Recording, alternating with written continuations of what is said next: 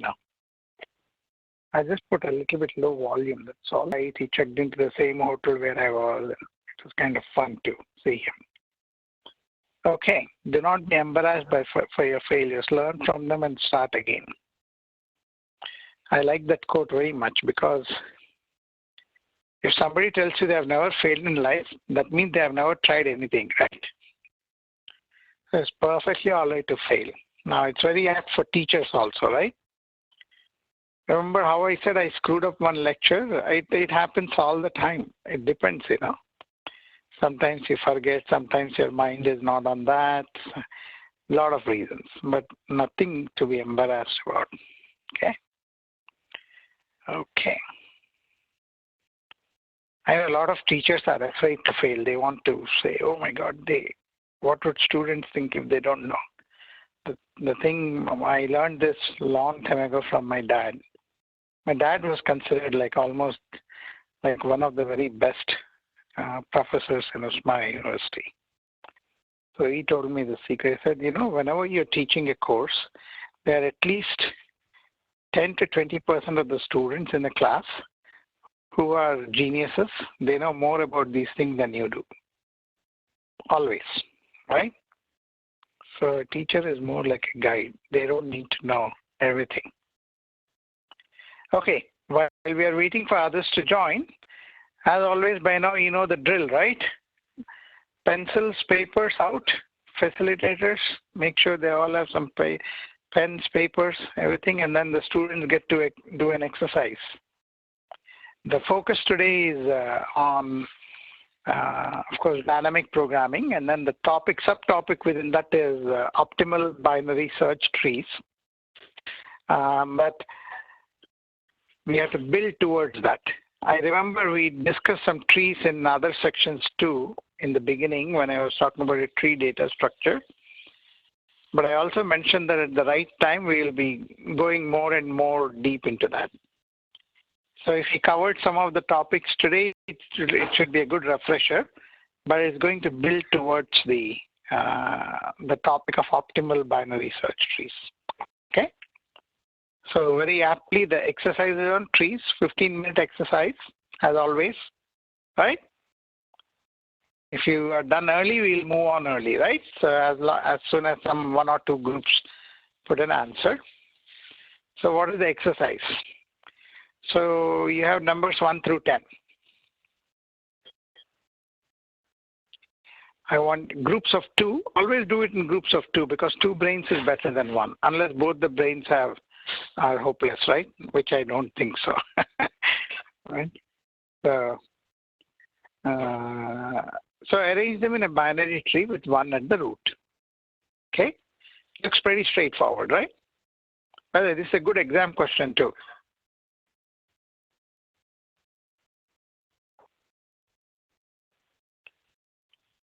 Can you arrange them as a complete binary tree? If you can, great. If you cannot, then you need to add some additional numbers in the sequence, okay, to illustrate a complete binary tree. Now, if you don't remember what a complete binary tree is, you have to look up, right? Remember, we covered that. Okay. Now, after doing all of those things, I want you to draw a tree, of course, binary trees, where the in-order traversal of the tree displays the numbers 1 to 10 in sequence. Okay?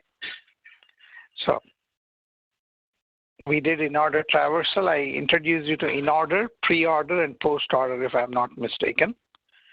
Now, if you ask me what an in-order traversal is, I would not even remember the definition. Believe me, even I would look up what an in-order traversal is.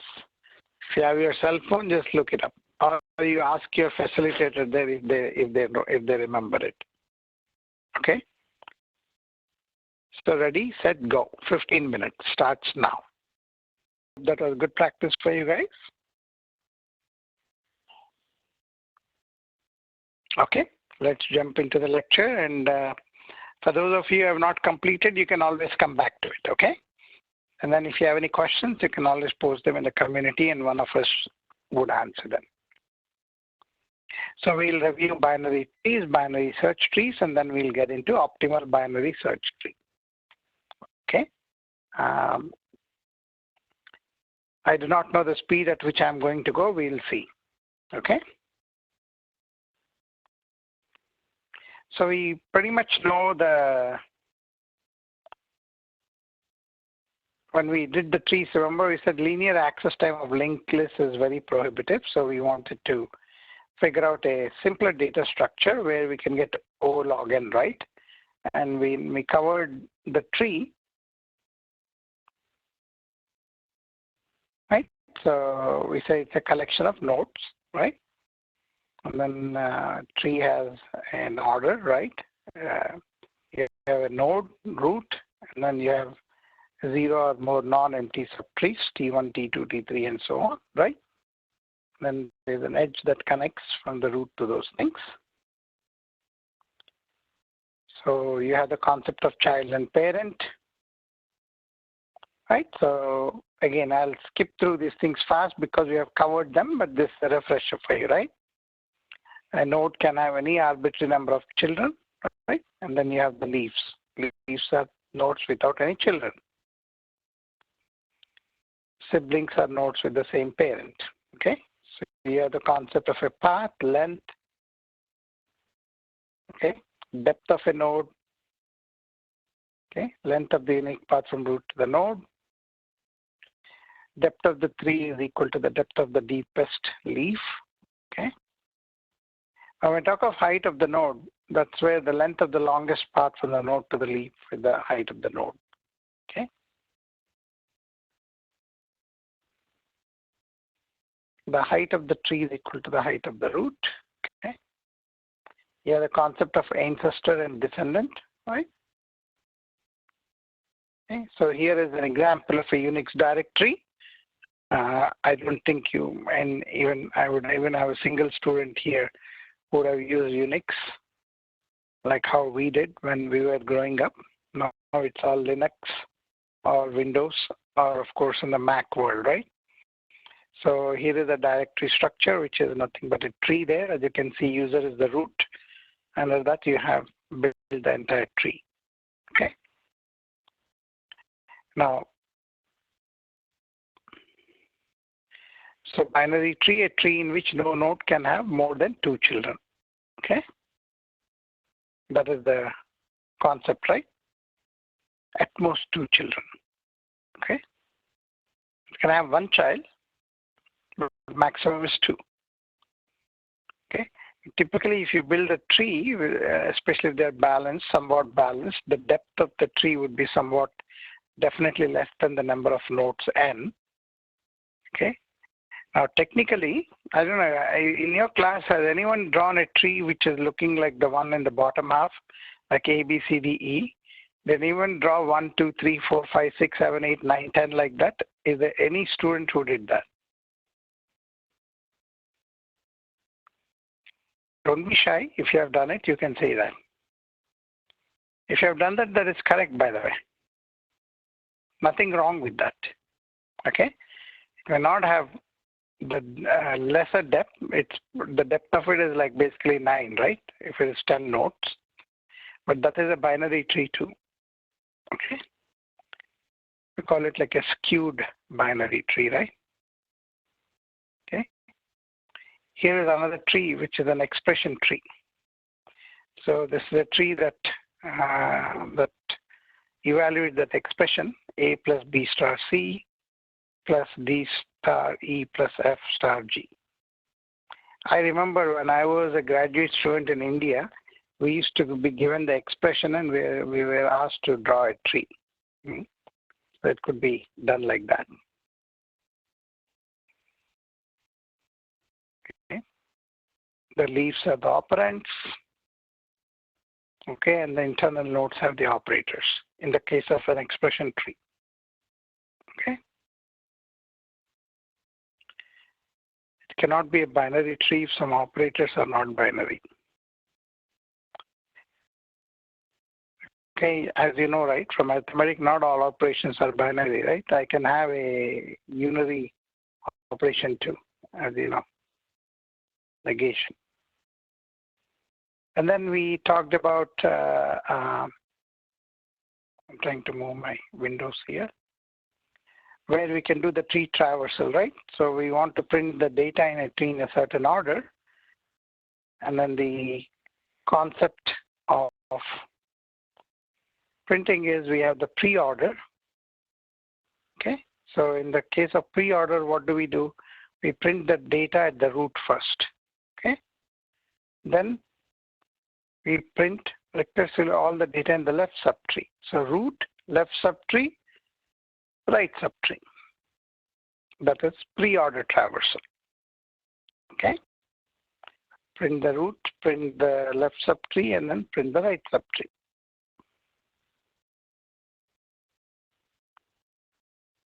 Now why it did not. Okay. So this shows you an example of a preorder traversal where we get the prefix expression. Okay. So a postorder traversal, you do the left subtree, right subtree, then the node. So you go to the left, keep going left, you print those things out, then you go to the right, then you print the node. So it's a combination of those three, right? In the preorder, you're printing the node first, and then left and right. In the postorder, you're doing the left and right first. Okay. So the same expression, if you do a postfix or traversal, you will get it like this. Okay.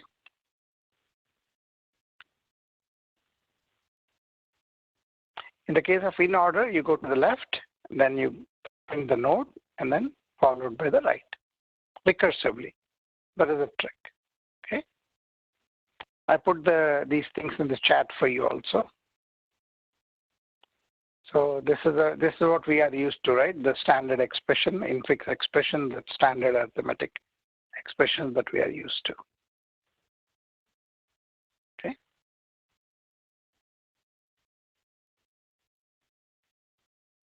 Okay. Questions? I show some additional slides, just you can ignore them. The UNIX example that was there, I did not care to remove them. And then there's an algorithm. I gave the algorithm to you before also, but for those of you who want to review, I put them here.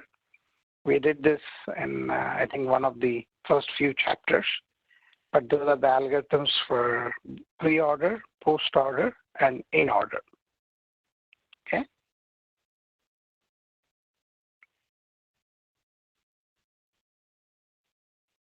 And then this shows the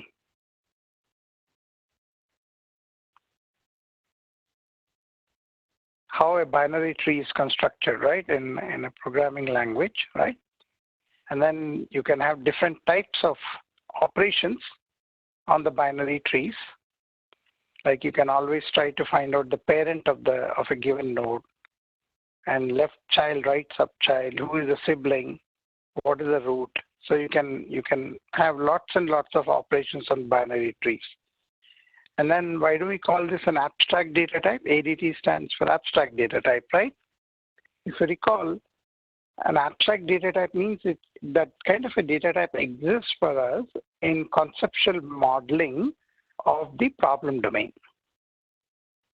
When I'm talking about, let's say, an organizational hierarchy or an online dictionary hierarchy, right? It makes it easy for me to talk in terms of hierarchies when I'm designing or when I'm showing them on a piece of paper.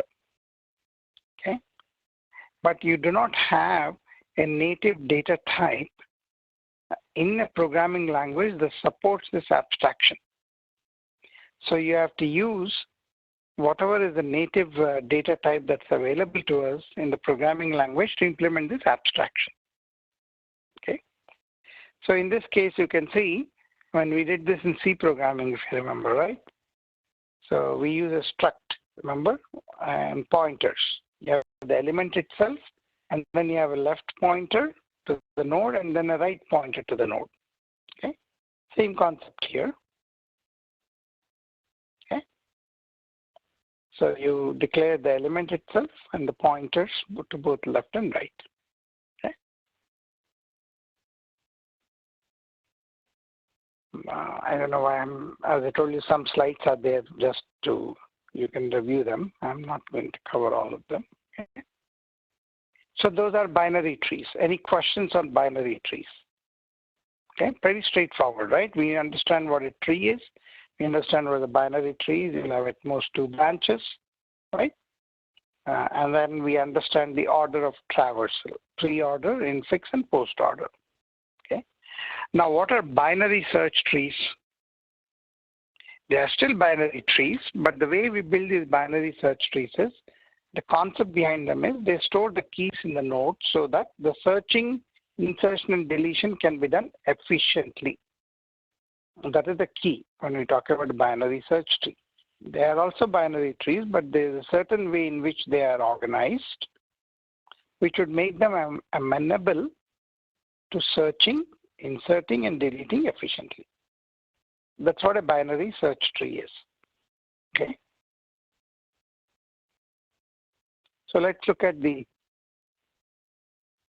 properties. Okay.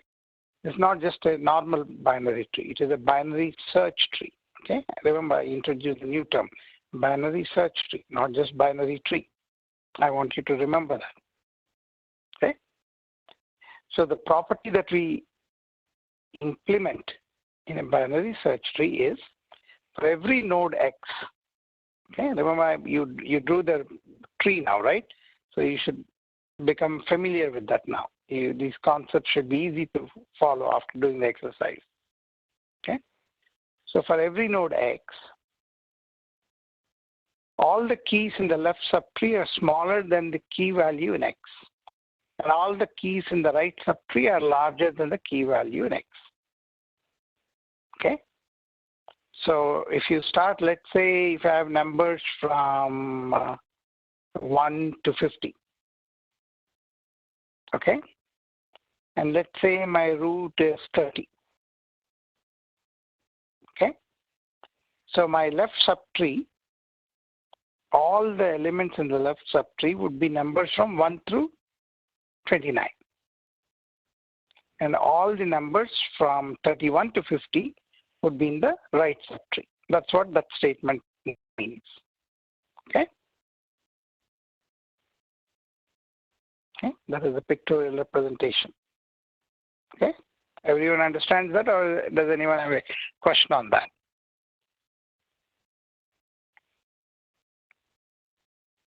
Just like that, and say mark all the binary search trees.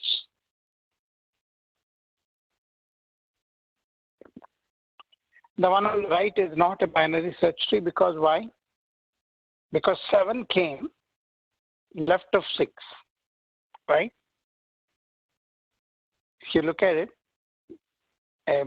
7 came as one of the descendants of the left subtree, right? That's why it's no longer a binary search tree. Okay, everyone understands that, or is there anyone who does not understand that? Raise your hand and I'll give some other ways of explaining that. Okay.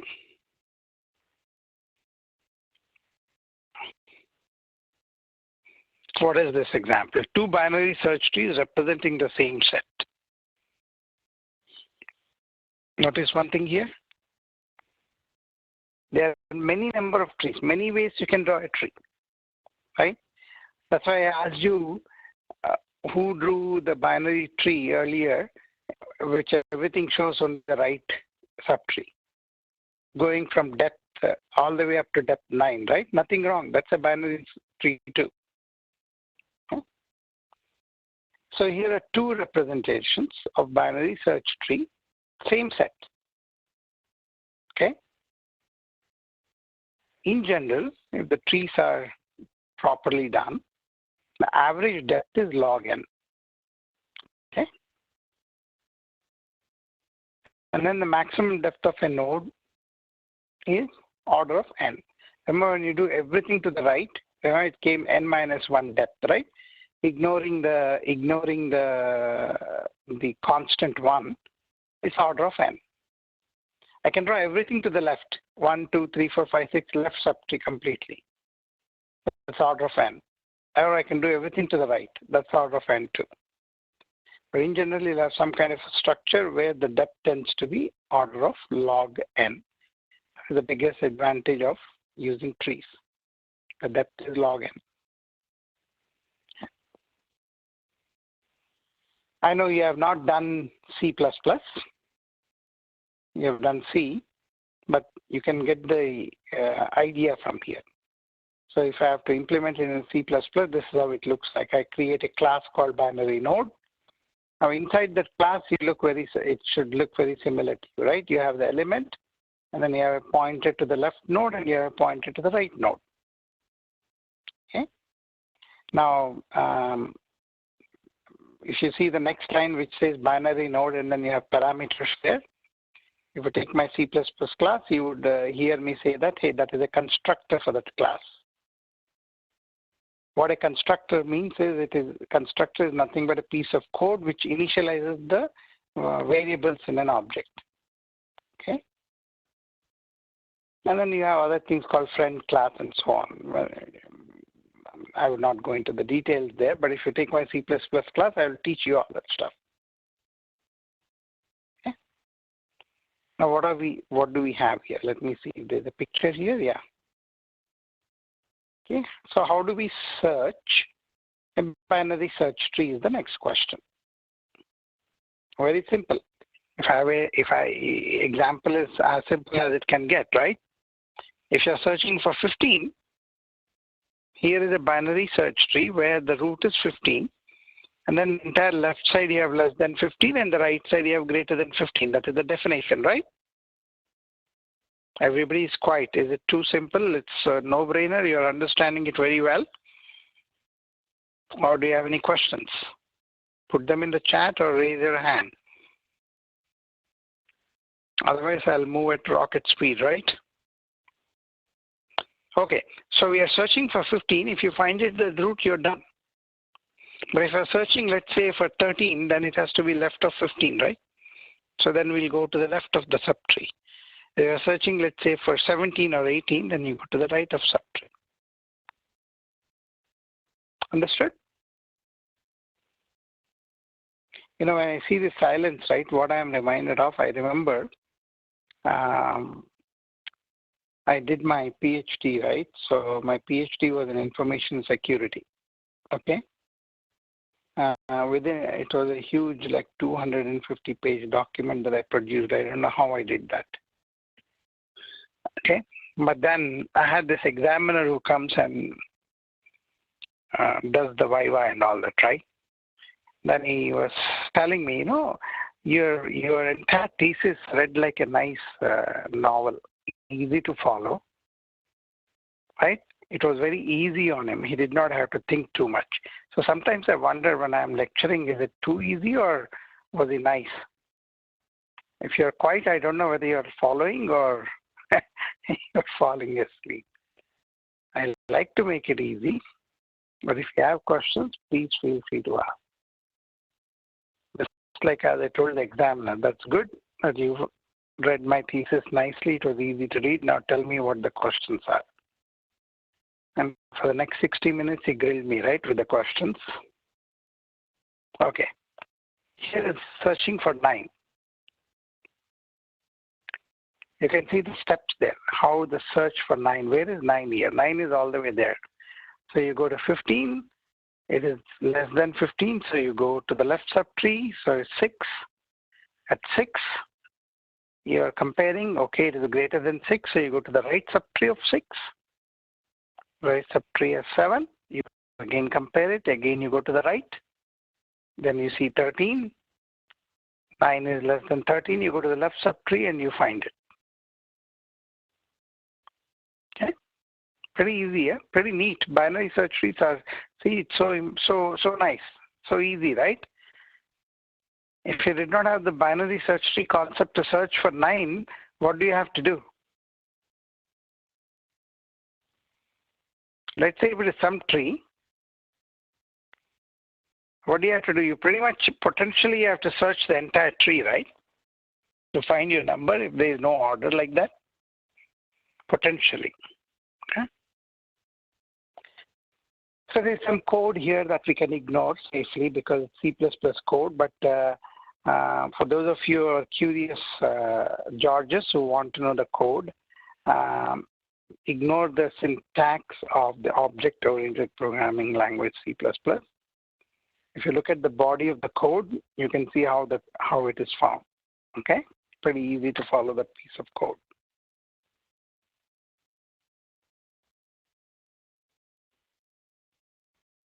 Time complexity, height of the tree, log n. Because every time you're, okay. So Inorder traversal of a BST. Okay, so how is the Inorder traversal working? What did we say Inorder is?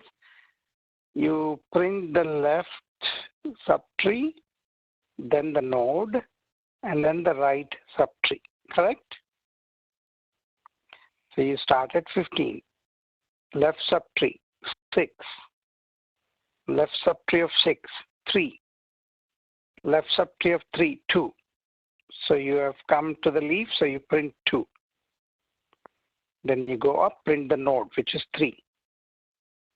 Then you go down, print the right subtree, which is 4. So 2, 3, 4.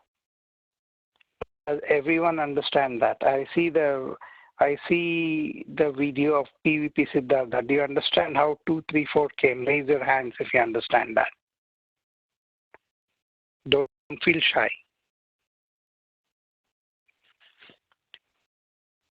I see all the boys raising the hands. What about the girls? Turn the video towards the girls. Because I see 0 girls raising the hands. Only 1 girl, 2 girls. Come on. You should compete with the boys. Only a few of them. Then I have a solution. You can have the boys explain it to you and you give them lunch. Okay? Boys get free lunch. Okay. Okay. So you see, that's so easy, right? See, once you understand the concept, this is number one, I get excited, guys. I don't know about you. Data structures and algorithms, I always get excited. And I try to solve a problem, right? It's very thrilling. This is the biggest drug for me. Okay? Data structures and algorithms. Super excitement, right? I don't need beer or wine to get excited. This is good enough for me. Okay. Again, I give some code here. You can ignore it. If you want, you can always review it, okay? Now, the interesting thing is, right, how would you insert something? Okay, let me bring up the slide here, then we'll, okay? Now, let's say you have the binary search tree and you want to insert an element. Very interesting concept, right? So you proceed down the tree as you would with a find. That means as if you're searching to find that element. Okay? Because there's no need to insert if the element is already there, remember? So if X is found, because you're trying to insert X, if X is found, then there is nothing to do. Otherwise, insert X at the last spot on the path traversed. Right? Whatever that X is. Now, potentially, when you're trying to insert an X, you may have to rearrange the tree. Okay? Because you have to maintain the property of the binary tree. So in this case, as you can see, I do not know what he's trying to insert here. He didn't show any. I think he was inserting 13. So to insert 13, you can see 13 is greater than 12. Then you see node 18. So see the dotted line 13, that's what he's trying to insert. So 13 is less than 18. So you come down, then you see 15 there. So 13 is less than 15. Now when you want to go left of 15, there's nothing there. It was an empty thing. So you create a node, put the value 13 there. Okay. Imagine if you are searching, you are trying to insert 17, by following the same thing, you come to the right of 15 where you find 17, there is nothing to insert. Okay. Now, what happens if you are trying to insert, let's say in this slide, let me take some number there. You're trying to insert, I'm trying to see what number you can insert where you have to uproot the tree structure. Can somebody give me some number there? Which would mean we have to redo the 15, 18, I don't know, maybe 19. I'm not able to think. Give some number, put it in the chat. We'll come back to it during the break.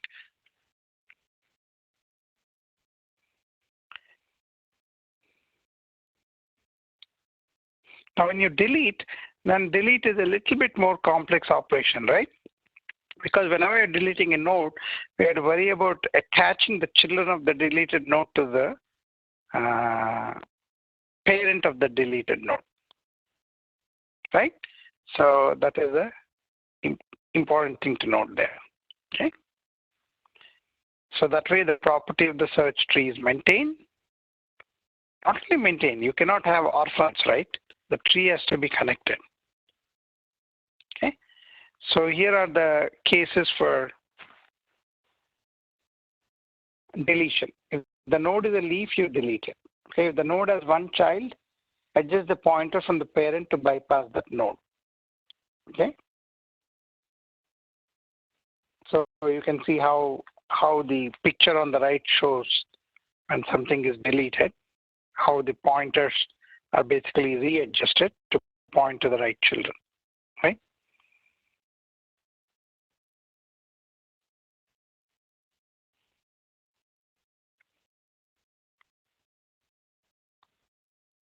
So what are we doing here? Deletion of node 2 with 2 children, before and after. So what happened when we delete 2, then you have to redo the tree, right? You can see that there. If 2 is deleted, then you're redoing the tree. Replace the key of the node with the minimum element at the right subtree. Right? The minimum element at the right subtree is what, 3. See how you can see the entire tree structure change between left and right. Right? So deletion, as you can see, becomes a little bit more complicated in terms of code. You would think, hey, deletion of node 2 means you would simply move 1 there and then everything would be good. It is not that, because you have to constantly maintain the property of the binary search tree. And the property is anything left of the root is less than the root, and anything right of the root is greater than the root value. So when you're doing those things, when you're deleting node 2, you have to go, you can't put 1 there. So you have to put greater than 2, and greater than 2, the right subtree, and within the right subtree, you have to take the lowest node there. The lowest is 3, and then you build it again. So 3 goes up, 5, and things like that, okay? Again, time complexity is typically log n, height of the tree, okay? Let me pause here. Questions, comments? Do faculty members want to add any additional insights?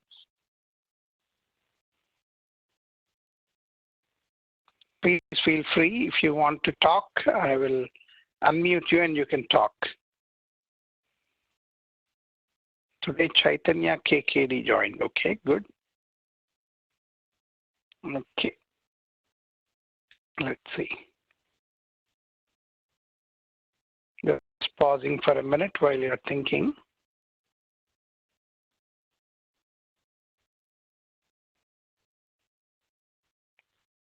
No questions? Okay. Time to do another exercise? No, I'll give one in the end, okay? I didn't turn on my video. Maybe I should turn on my video.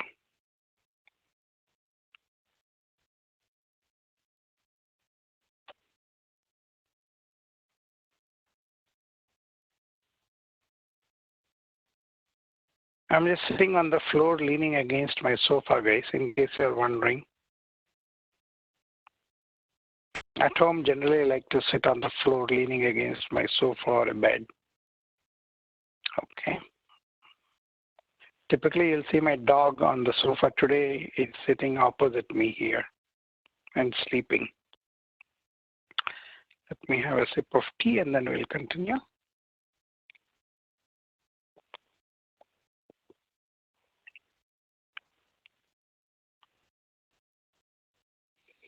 Okay.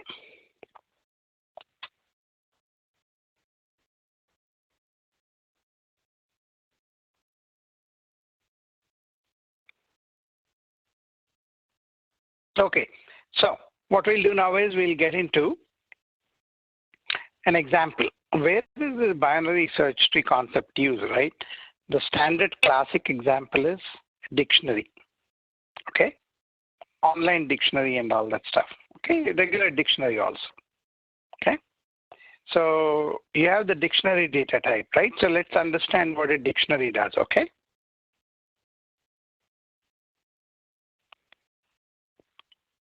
So what is a dictionary? It's a collection of items, right? It has all the words. I mean, it doesn't have to be words. When you think of dictionary, you think about Merriam-Webster's dictionary or one of those things, right? A dictionary can be for a project also. That's called like, what is the terminology of project? Let's say I program manage a loyalty rewards program for partners for Cisco, okay?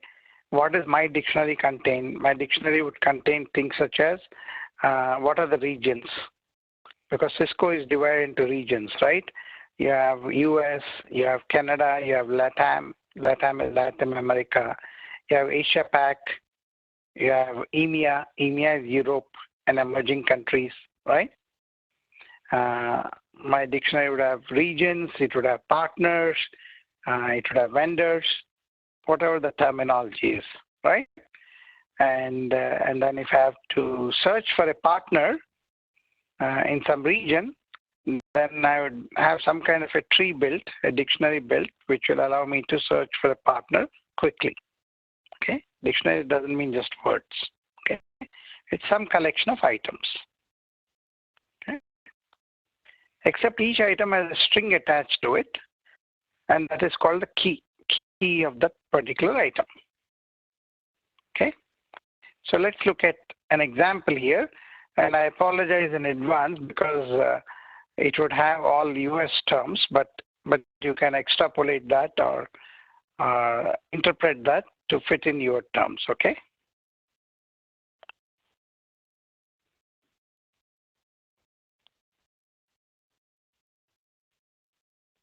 Okay, let me bring that. So when you have a dictionary here, as you can see, you have the key of the new item and the new item itself, the data itself. So the two parameters that we use is, like, for example, let's say you have Washington as an example. The key, you're specifying the key and you're specifying the item, okay? And then we will look at how a binary tree can be used to store the contents of the dictionary. That is what I'm trying to do here, okay? So the case in point here is, let's say this is some kind of a census application, okay? In US, India also has census, right? Every 10 years they do census, correct? They come around and then they figure out from each state the population, right? They come door to door, collect your details, your age, how many females, how many male, household income, all kinds of data they collect for every household. Okay, similar thing. Here, I have different states in US, and then states are Florida, Colorado, Oklahoma, all of these things are states. So the way to keep track of all of these things is I would build a binary search tree of all of these states, alphabetical. Okay, I have 50 states and I store them in a binary search tree in an alphabetical way. And the key for binary search tree is the node value, right? The node value is the state name. right? State name is the key here. And once I go there, for each of those nodes, I have a lot of data. Like let's say if I go to Florida, I will say, okay, what is the ethnic mix of the population there? Okay, what is the total population? Okay, lots of data that I can collect. How many males and how many females and how many children, right? I can collect a lot of data. So you have key and then you have the data. Key is used for node traversal. Okay, standard binary search tree. Okay.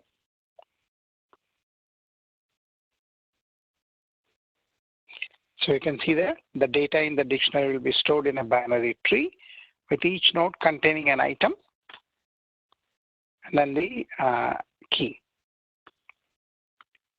Okay. What is the rule here? Since it's a binary search tree, every key to the left of a node is alphabetically before the key of the node, because it's alphabetically arranged. Okay. So when you have Florida there on the root, you will not get Arizona to the right of Florida because Arizona begins with an A. So it has to be left of Florida. Got it? Okay.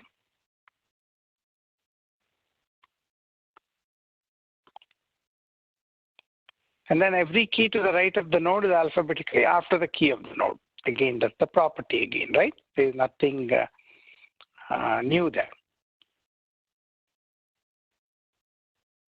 I should have removed the animation, but that's okay. So how do we retrieve the data? Data retrieval is again start at the root. If the current node has the key, stop. Remember, similar to the example that I gave you earlier. If the current node's key is too large, move left and repeat the steps, right? Recursively. If the current node's key is too small, move right and repeat steps 1 to 3. So you're basically looking at, is it equal, is it less than, or is it greater than? Map fully not visible. Okay. Yeah, because my participant list is kind of hiding it, okay? It's there. Now it should be fully visible. Okay. Thank you for pointing that out.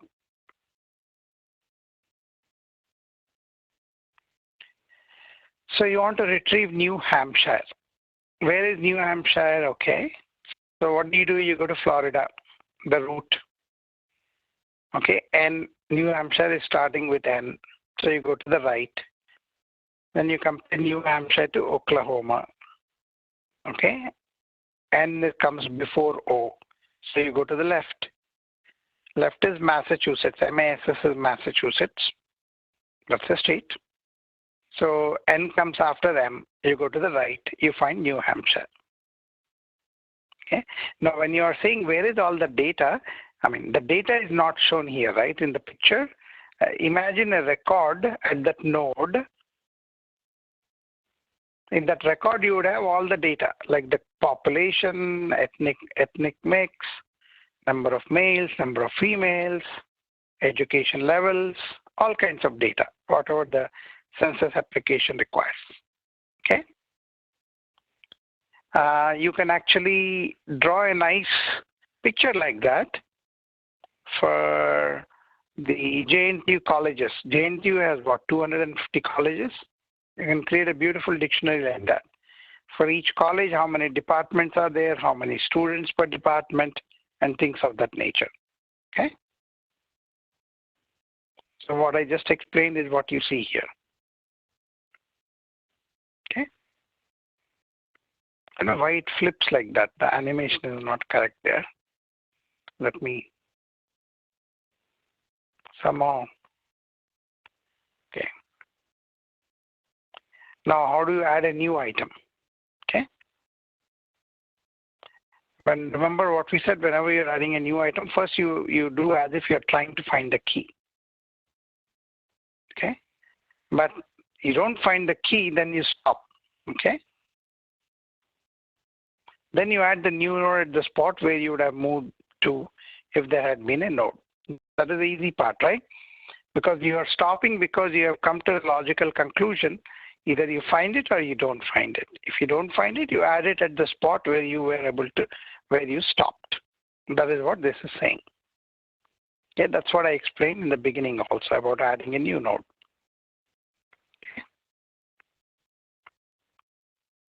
It just flips. The animation is bad for this.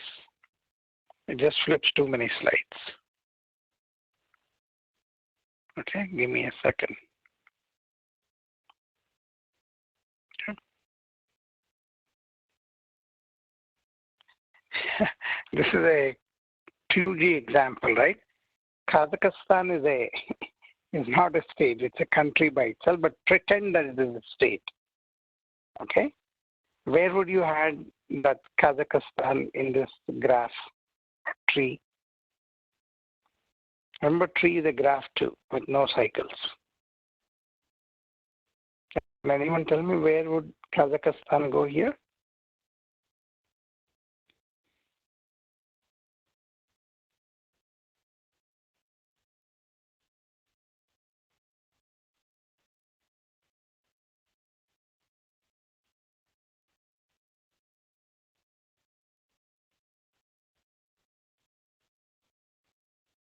Nobody? Nobody? Come on, you should be able to tell me where Kazakhstan should go.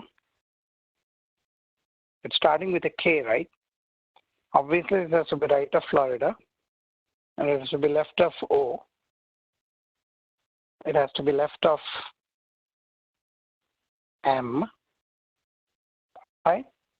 And K comes after I, so it has to be right of I. So it goes under right of Iowa. There you go. Somebody put it there in private. It goes right of Iowa. There you go. You got it. You can put it for everyone. Okay. Removing is a big problem. If you're removing Kazakhstan, it's easy. But if you're removing, let's say, Iowa, then what happens, right? I'll let you think about that. Removing Florida, he gave an example. Removing Florida, wow. Because if you have to remove Florida, you're removing the root, right? If you break the tree into two pieces, see that? Not good. So what do you do? Okay. Then for the rearrangement, you can see the algorithm. It's beautiful, very well. Whoever came up with all these algorithms, first time, my hat's off to him or her, right? It's kind of like the quick sort of Tony Hoare, you know? That was a brilliant idea that he gave. I don't know how he came up with that. Okay. So here, what do we do? Remember, removing is not simply taking the next level of node and putting it in the root. I showed you a simple example where, remember when we were removing some number there, 3 or 2, then we had to rearrange our tree completely. That's how the tree, is it clear? I'm not hiding anything.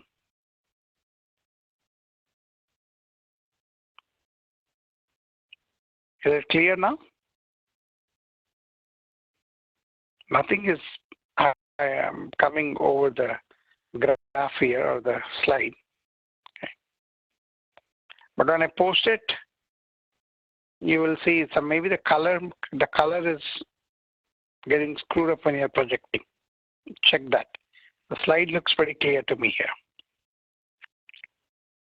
So when you're rearranging, right, you have to take the smallest item in the right subtree, in this case of Florida. Okay. So whatever the smallest item is, you base it based on that. Okay. That's how. So you copy that smallest item onto the item that we are removing. Okay. And then you reconnect the tree. So there's a way of and why do we choose the smallest item? Because you have to preserve the property of the binary search tree. Because if you do not, then it's like you miss that less than or right greater than compared to the root, right? You have to maintain that property. Okay, that is the reason why we do that. Okay, that's what this explains. Because every key must be smaller than the key in the right subtree. Okay. So anyway, bottom line is, Deletion is a messy affair. Okay, you have to be a little bit more careful in terms of the. Why it does not come? Give me a second.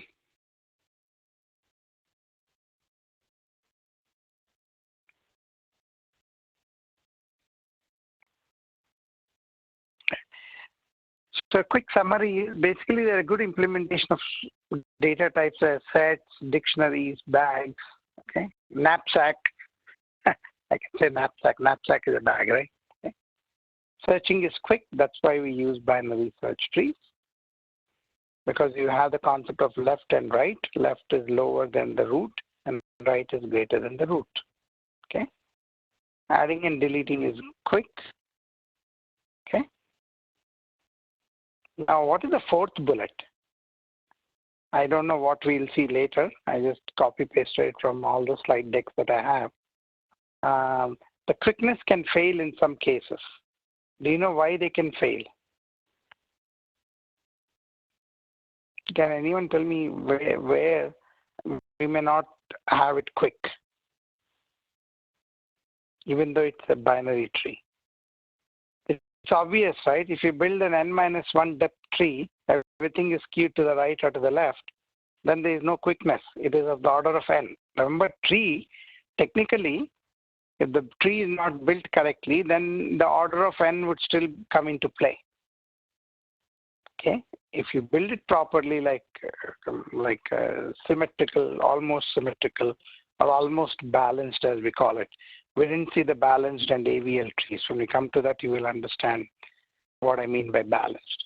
If you get a reasonably balanced tree, then you would get the log n algorithm.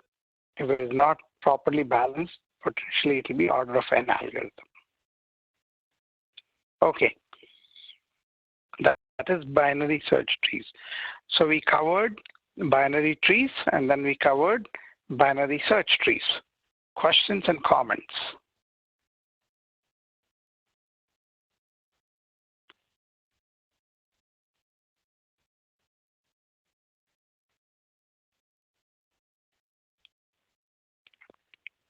How are we doing? So far, so good?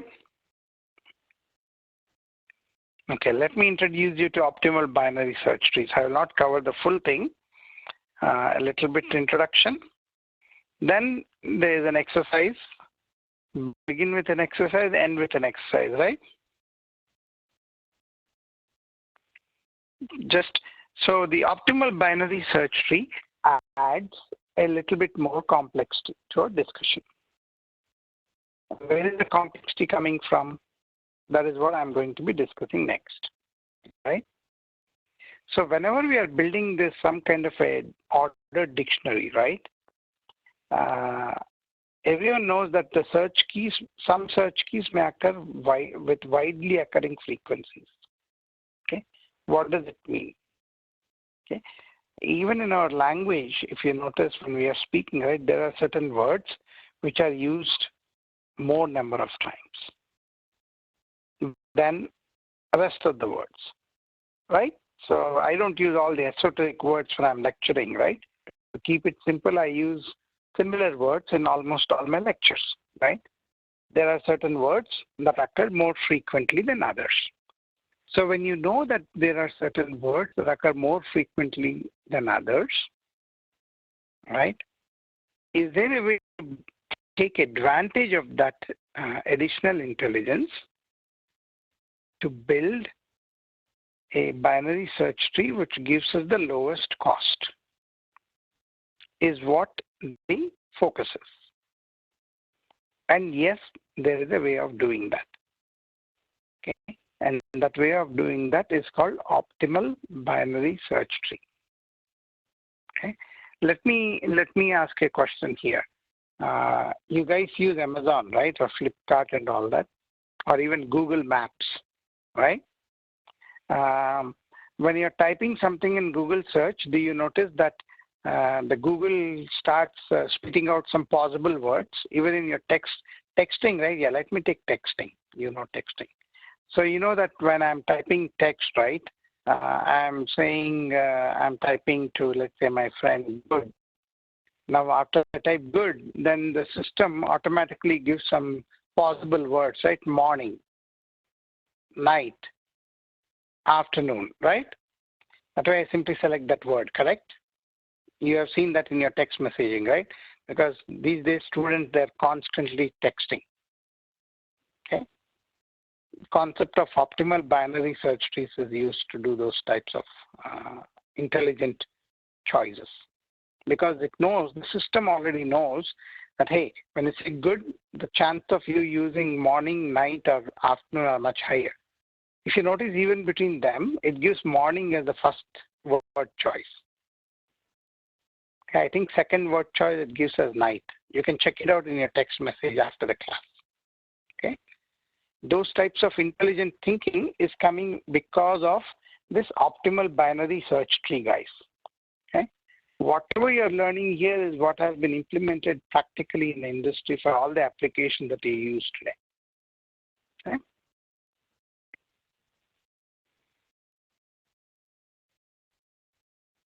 So if you know the frequency of search for these individual keys, or you can estimate them, then the, I don't like the word OBST, but it is what it is, optimal binary search tree, okay?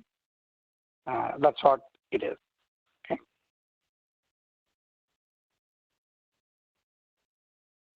Now, most of the time you use them in which few insertions are done once the basic tree is set up. See, once the basic tree is set up, if it is not changing, then you can use it. If you have to keep changing the basic tree, like let's say to do a lot of insertions or deletions, where you have to rearrange the trees all the time, then this doesn't work, okay? So the tree tends to be more static, okay? The definition of that, let me move the window here, it's covering the slide, is this. So you're given a sorted array of keys, okay? 0 to n minus 1. These are the keys that are typically searched for, okay? And then you are given the frequency. There's a frequency array, okay? That means for corresponding to each of the search keys, okay? I'm defining the optimal binary search key, okay? So you're given a sorted array of search keys, and then you have an array frequency saying, okay, search key 1 happens 1 time or 2 times, search key 2 happens 4 times, 10 times, whatever. The trick is to construct a binary search tree of all the keys such that the total cost of all the searches is as small as possible, okay? That sentence means nothing to any one of you there in the class. You probably are thinking, what is this definition? It's utterly useless at this point of time. I cannot understand, right? That's what you must be thinking. If you're thinking like that, you are not alone. Even I think like that. So what do? Typically, this is how I learn, guys, by the way. I learn by doing examples. Definitions are useless. I usually have a pen and a paper. I have to come up with examples to understand what it means. That's why I emphasize tracing in on my class. Right? I say trace the code, that is test cases. That's how you learn and assimilate and understand, right? Did I ever tell you the theory behind memorization? I should digress here for a second, right? So how many of you do cramming for exams? Be honest. Do you study like 10 hours the night before the exam? Who does that? Raise your hand. Some of the boys won't be shy in telling that, right? Do you do cram sessions before the exams? A lot of people do that, right? They goof off most of the time watching nice movies and hanging out with friends. And then tomorrow morning you have the exam. Then you say, okay, let's all meet and do an all-night cram session. And what do you do there? You try to memorize stuff, correct? And you think you memorized it all, and next day you go and try to do the exam, and then you just forgot everything that you memorized. Okay? The reason is memorization like that without understanding doesn't work. Okay, it's very counterintuitive. As Elon Musk, you know who Elon Musk is? Elon Musk is the guy who started Tesla Motors. Okay, Tesla Inc. Tesla is like the rage in the world, right? I don't know if in India we have Tesla cars now. These are all electric cars, okay? They usually wait list to get those cars, and each of those cars cost 100,000 and above. Okay? Somebody asked him in Quora, hey, what is the trick to learning, right? He said, don't try to cram stuff, try to understand. Okay? If you try to understand through examples, and how does he understand? He understands by doing. Okay? That's what we all do. You talk any high performer there, even in your class, that's what they do. They practice, they do a lot of examples on a piece of paper. Same thing here. Okay? Here is an example. So what is the example here?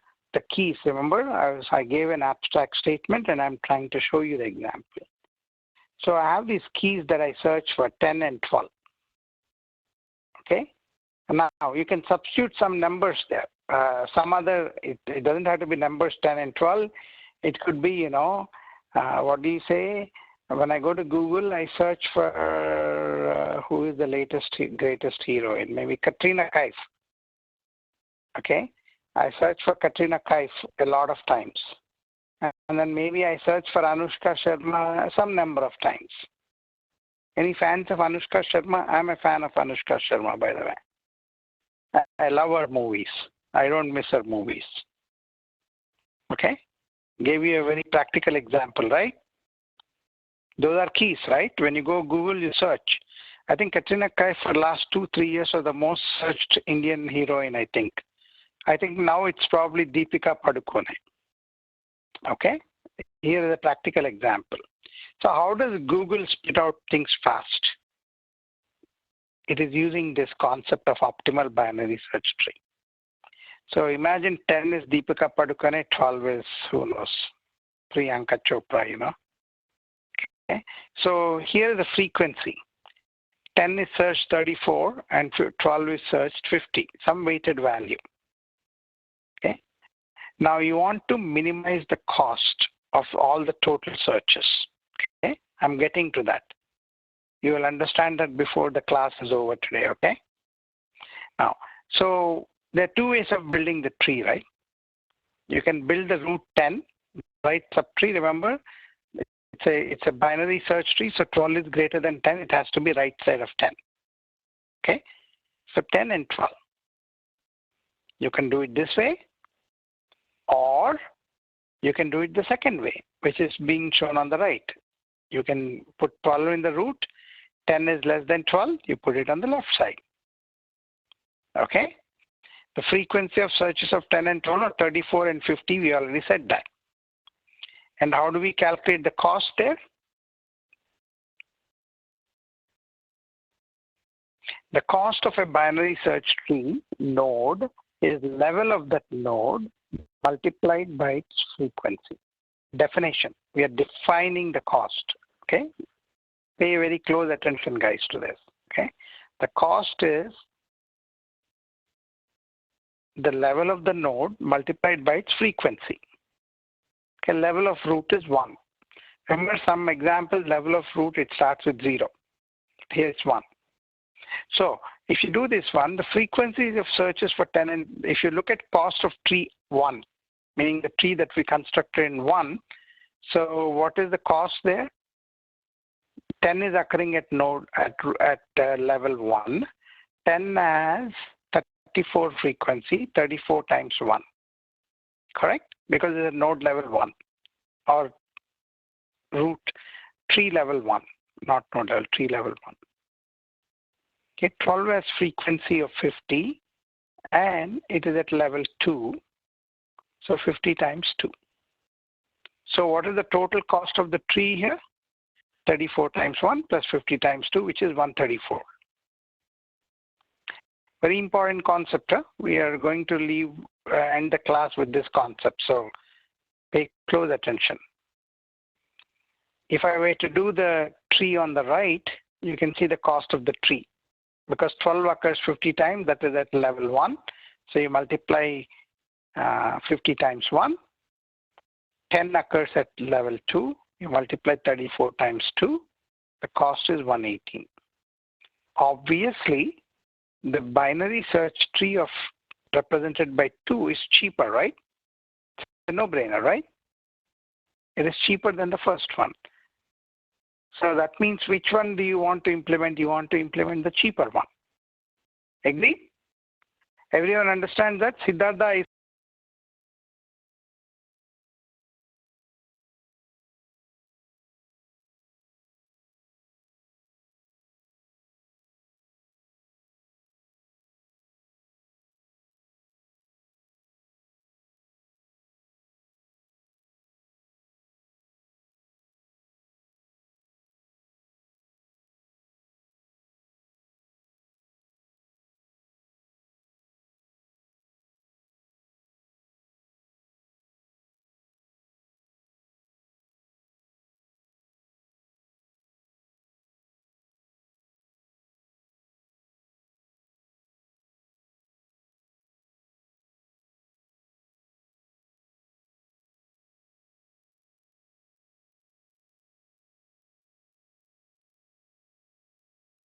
How do you compute the cost?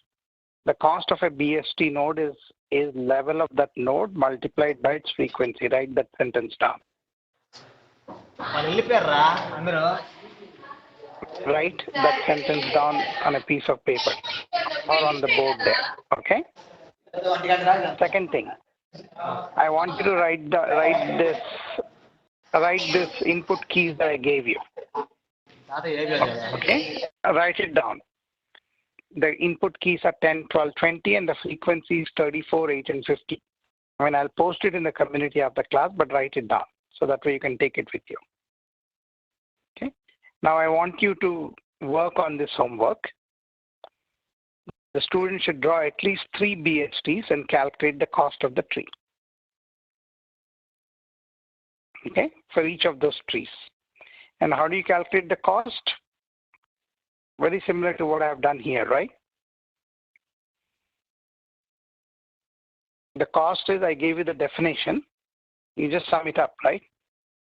At every level, you have a node and the frequency, right? Depending on what level, multiplied by that level, correct? The frequency multiplied by the level, okay? So you have to do 3 BSTs out of the data that I gave you and calculate the cost and tell me which gives you the lowest cost. Because when you construct an optimal binary search tree, you should construct it such a way the total cost of the traversal of the binary search tree is the lowest. Okay? And then we'll continue the discussion in the next class.